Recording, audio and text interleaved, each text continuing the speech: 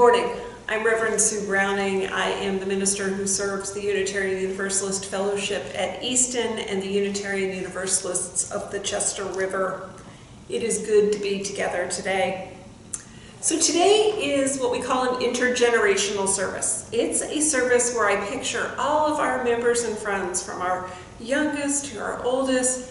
Everybody stays together for the whole service.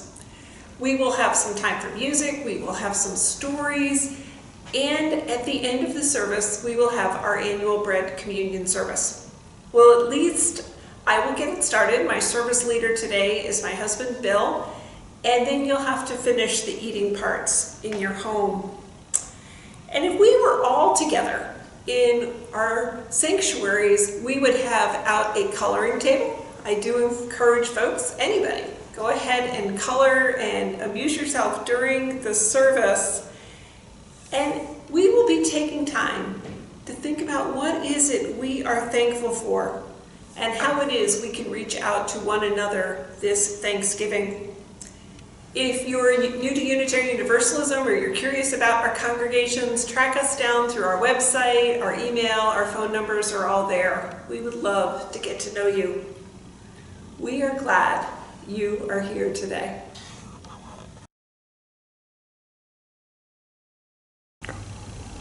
We light our chalice this morning in the spirit of gratitude. We light our chalice grateful for those who sustain us in life, who uplift our spirits. We light our chalice grateful for this time together today.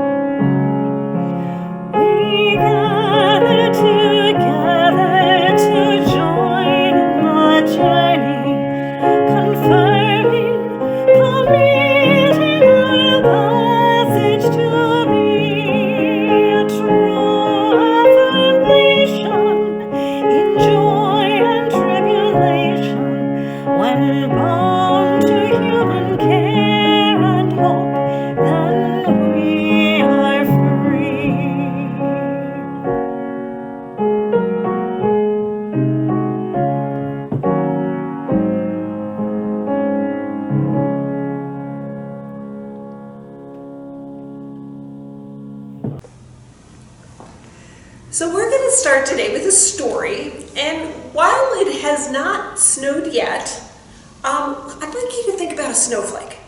And the name of our story is, how much does a snowflake weigh? So here's our setting. We are deep in the deep winter, and snow was falling upon a hillside, and a tiny mouse, just a little tiny mouse, crept out of his hole just to take a little break from his winter sleep. Drowsily, the mouse looked around and twitched its whiskers. He would have gone back inside of his hole had not a tiny voice echoed from somewhere out there in the white winter world. "Hello, little mouse. Can't you sleep?" Well, the mouse looked around and he caught sight of a tiny bird shivering on the branch overhead. The mouse said, "Hello, Jenny Wren."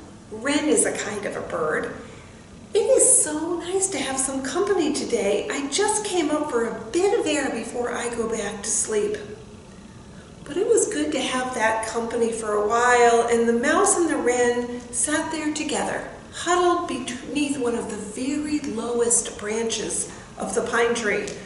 They're watching the snow falling, and they're just chatting away to one another. The mouse asked the little wren, "How much do you think a snowflake weighs?" Well, the wren said, "A snowflake weighs next to nothing. It's so insignificant it has almost no weight at all. How could you possibly weigh a snowflake?" "Oh, I disagree," said the mouse. "In fact, I can tell you that last winter, around this time, I woke up from my winter dreaming, came out here for a breath of fresh air, and because I had no companions and nothing better to do, I sat here and counted these snowflakes as they fell. I watched them settling on branches and covering pine needles with a blanket of whiteness. I got as far as 2,499,359. And then, when the next snowflake fell, that tiny snowflake, down came the branch. It dropped right down to the ground and dumped all the snow off. So you see, just that one last snowflake was enough to make a branch fall and all the snow slide off. So a snowflake does weigh something, and it does make a difference. So as we go through the service today, I want you to hold that story. Maybe you want to draw a snowflake or two, or maybe you could draw 2 million snowflakes if you're pretty ambitious. But I want us to think about how the tiny things in life add up. I especially want to think about how thank yous add up, that each time that we say thank you to a parent or to a child or to a neighbor or a friend when they get us maybe a glass of water, or we say thank you to a teacher for giving us our papers back, in whatever way we do that in virtual world, or the little thank you notes we send or texts. I want us to think about how all those little thank yous add up, a little bit like snowflakes. Things don't happen by themselves, but when all the little parts come together, it's big. That's our story. Now is the time in our service that we call the meditation, and I think of that as your quiet time. Sit real quietly. What is it you are thankful for today?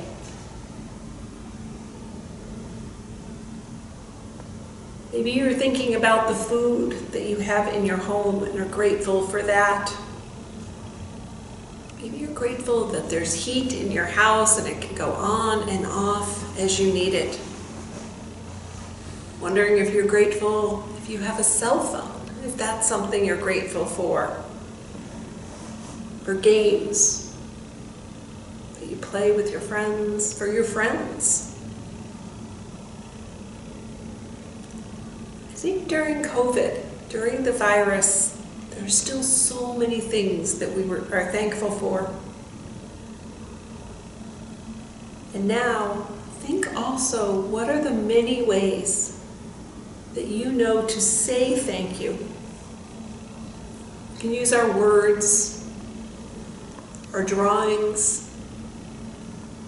Maybe we can say thank you by helping somebody, by helping cook or clean up. So sit quiet for just a moment and think about many, many things that you are thankful for this Thanksgiving week. Amen and blessed be. Now is the time in our service where we share things that have happened in our life that are important to us. We may call it joys and sorrows or acknowledgments of the heart. I know in our RE classrooms, people light small candles. And what we're doing here is we're saying something's happened in our life that's either maybe made us sad, or we have a question, or maybe something that made us really excited. Maybe it's been our birthday or something like that. So that is what we do when we light our candles of joy and sorrow. So be thinking of all those things. I'm going to light a few here in the sanctuary, and we will hold all of our joys and sorrows together at this time. So I light the first candle. I'm going to go ahead and light it from the chalice. And I light this every week, thinking about the many ways we've been impacted by the virus and all of the many helpers that are around who are supporting us, from the teachers and the nurses and the scientists and the folks that are bringing food to our grocery stores. We light this candle in gratitude, and we light it in concern, hoping that as many people as possible stay healthy. I light our next candle.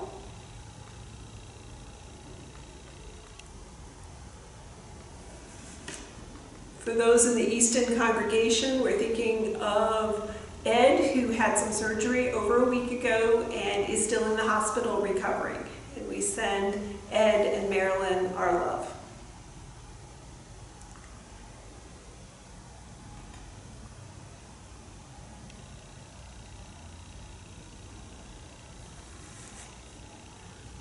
I'd light this next candle for all the ways that people in our congregations have been dealing with health issues. I know folks have had medical procedures and eye surgery and all sorts of treatments. We hold everybody in our love as they go through this stage that they've needed to go through over these last weeks. And I do light this final candle.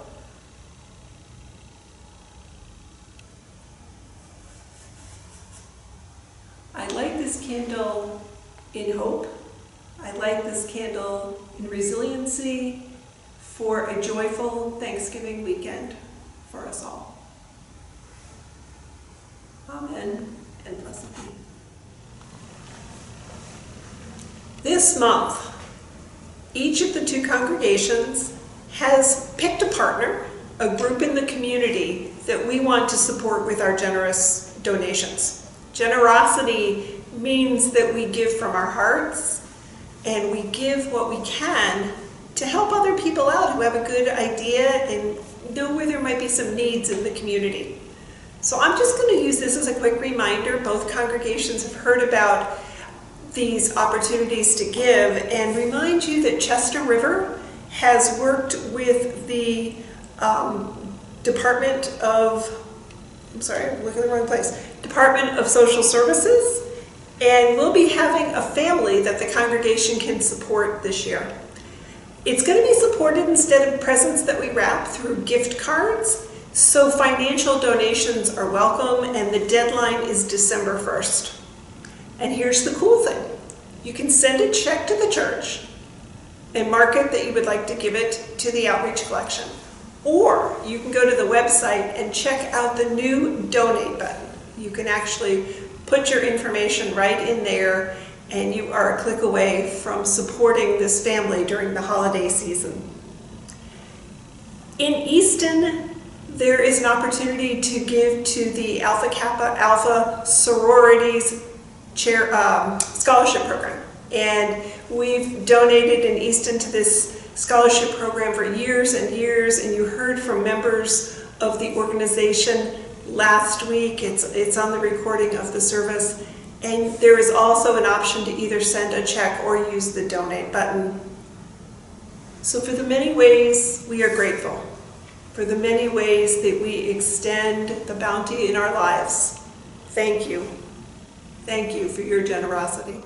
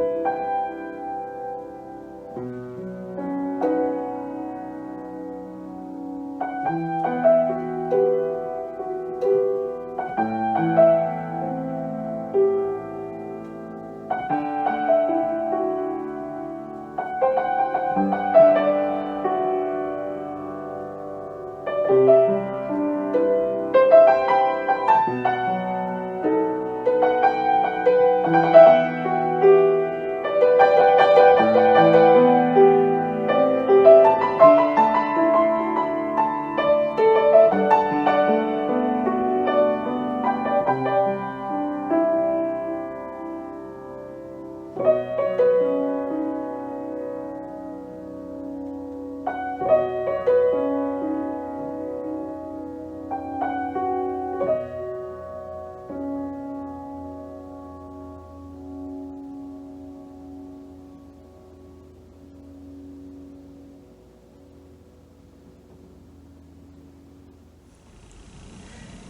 we began today talking about a snowflake. There's that moment where that one more snowflake comes and the branch breaks. There have been a lot of points of stress for all of us. I think there have been points where we've either been really close to breaking points or even sometimes where we've snapped a bit. This year, I think maybe it's when you've listened to Zoom too much. You've gotten to that point where you just can't listen anymore. Maybe you're a teacher and you're just tired of adapting lesson plans and you're just pretty much fried. Maybe you're at the point that you've heard of one more canceled event that you looked forward to, and that was the point where you go, just nothing more. So I think we all come into this Thanksgiving week with our own collections of challenges, and I think it's an intergenerational experience, at least at some point. All of us have felt the weight of all these little things, these little changes. I feel like we've been poked and prodded, and we can feel these gaps of things adding up. But in the same ways I've been thinking about little things that are gnawing at us, I've also been thinking about the little things where we've found continued strength. How is it we have been restored time and again this year? How might we hear the story about the weight of the snowflake and think maybe that snowflake was used in some other way? So I want you to imagine a different version of the story. Imagine it's a quiet afternoon for real. The sky is really gray and it's cold. And I want this to be a day, as we all imagine this together, where you don't need to be anywhere. And you see that first flake fall. That first flake may be lost in the grass, probably just melted away. But you watch, and the ground starts to get covered, that sort of light white. The grass is starting to not be seen anymore. You can still see a little bit, and you make that first hot chocolate. We may not want to be putting in too many more movies anymore. We're pretty tired of those this year, but maybe on this day, you are so excited. You start picturing that you'll be able to go out and play in the snow, and you can see the beauty of these snowflakes. So sometimes those little things weight us down, but those same little things can lift us up. So for a lot of us, Thanksgiving this year is going to be different. We've changed who we're going to have dinner with, and there have even been trips that have been canceled, or people that have just debated, should I travel or should I not? And I know for those that are in schools, this past week has been another week of changes, a frustrating set of changes. And then there's the parts we've appreciated. In some ways, the slowing down, the ways we've been creative and the ways we've been social and we want to meet. So I've thought about what are the big messages of Thanksgiving that we talk about every year at Thanksgiving, and how might we interpret them a little differently this year? Thanksgiving is a question we think about, how are we going to gather? So how are you going to gather this year? Even if it can't be exactly what you pictured. Are there going to be Zoom calls or sitting outside? Or maybe you could even send your family funny pictures from other holidays. What is sharing? We talk about gathering, but we also talk about sharing. How are we going to share what we have with others? Maybe it's a great place to make a donation. Maybe your family can sit around together and think about what is the thing that you want to give some money to. Make that decision together. Maybe the sharing this year is about a recipe, and maybe you try to make the recipe the same place in 2 different homes and see how it comes up.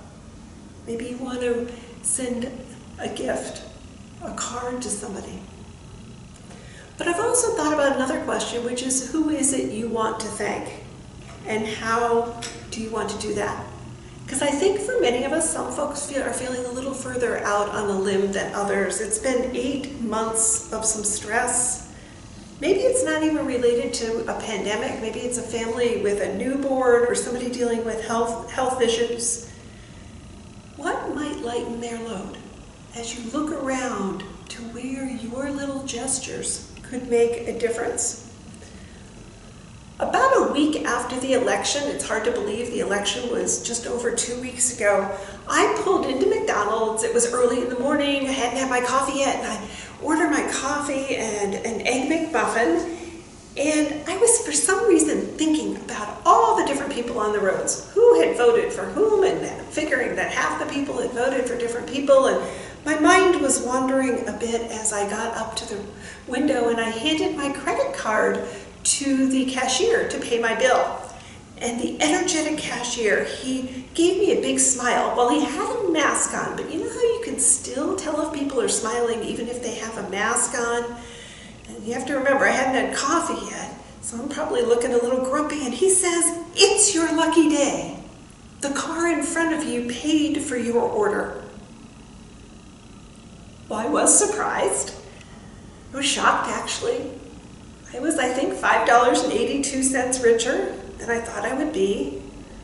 And then I was thinking about that cashier's joy of just getting to share and pass on good news. And that's what I hope you hear today. That we all know we're a bit worn out, some more than others. But I want you to hear that one of the big things we have is each other. We have our immediate families, those that are in our bubbles, but it's more than that. We have those who are reaching out to us in little ways and big, and we have a chance to reach out to others. Because I think it's in all these little connections that we are restored. Small kindnesses, checking in and following through. Some are at the limit, and they need to hear from us, who have a little bit more capacity. So it's not quite snowy yet, but take a time. Notice what we are grateful for, the beauty of a snow-covered field, for appreciation of jobs done the best that they can be done, and our gratitude for moments of patience when it's hard. At each point, when we give a little patience, when we give a little of ourselves, we are making a difference. We are restoring for someone else maybe just what they needed that day. And on that note, we head to our bread communion, adapted for these times. Images I hope we can carry forward for the year.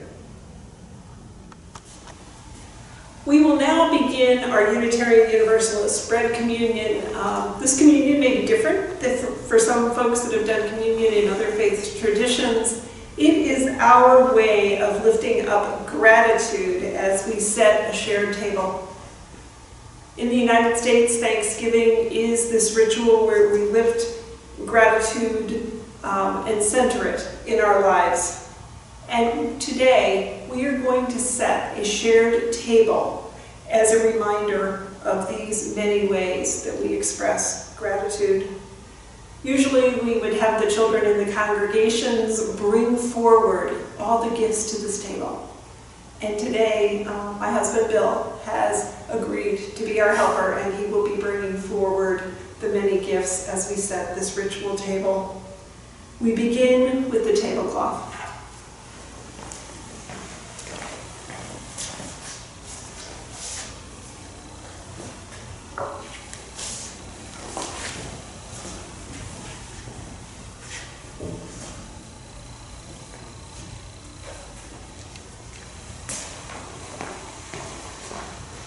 We spread a cloth to represent the interwoven threads of our many lives, the fabric of our congregations. Like the threads in this tablecloth, ours is a community of many colors, many ideas, opinions, voices, and many ages. We next bring forward the candlesticks and the candles.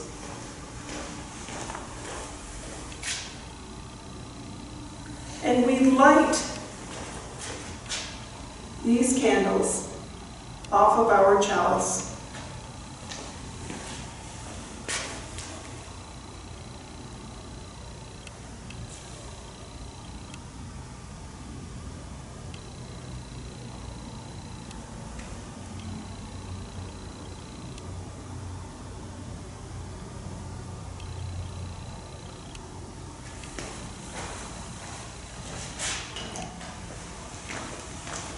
We light the candles to better see one another's faces. We gather in this light of love. We next bring forward the flowers.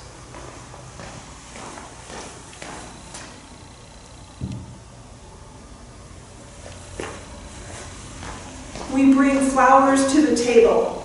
Our hearts welcome the beauty of flowers, nature brought into our midst. Next, the candle, the apples, and the honey.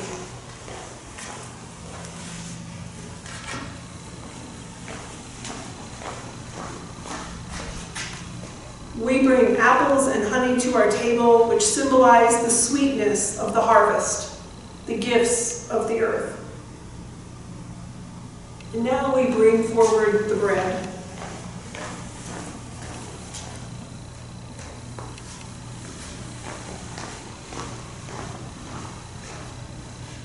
In many cultures and in many religions, bread is a part of the shared meal.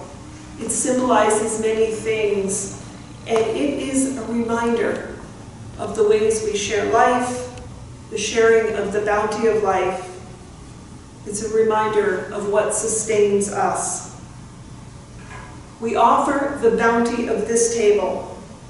We thank those whose hands planted the crops, those who picked the harvest.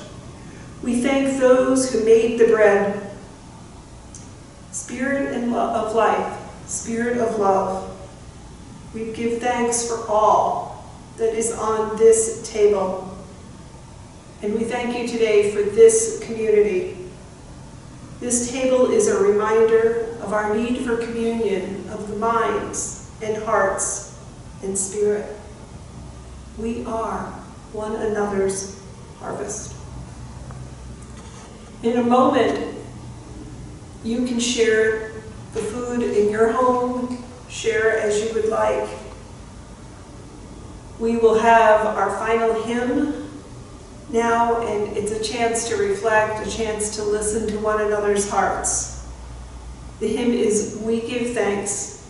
It's number 1010 for anyone that happens to have a hymnal at home. For this table, we are grateful.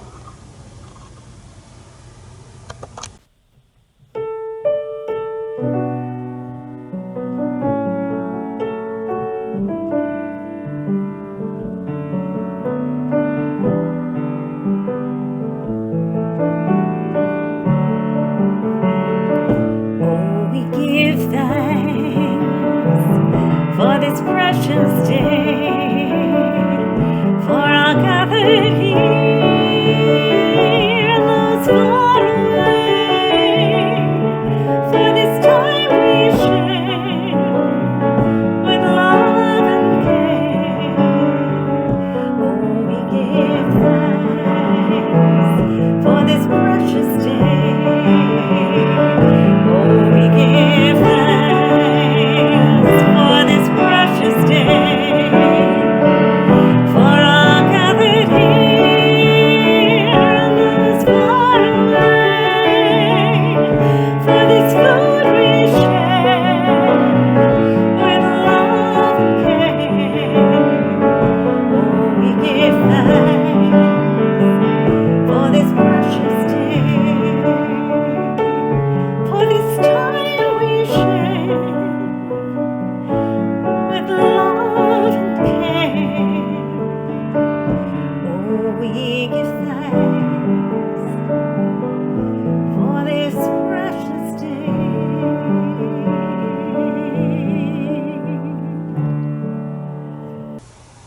We are coming to the end of our service. Gratitude for however you participated in today's bread communion. I do want to express gratitude to Liz and Ellen and Eamon and Bojena and Dave and my husband Bill for all helping out some way to make this service possible today. It's been good to be together. So we extinguished the chalice in that spirit of thinking back to that snowflake. The little things we do. Little things can weight us down, but they can also be the places that lift us up. So we extinguish the chalice, taking forth those images, taking forth this image, and knowing how those little things all make a difference.